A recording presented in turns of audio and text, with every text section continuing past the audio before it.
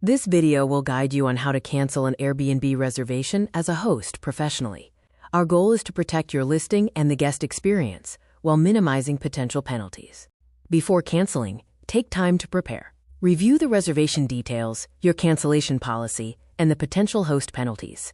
Gather your reason for canceling and supporting evidence, especially for emergencies or safety concerns. To cancel, open the Airbnb host app or website and go to Reservations. Select the booking, choose Cancel Reservation, and follow the prompts. Be sure to confirm the cancellation reason and accept any listed fees or penalties.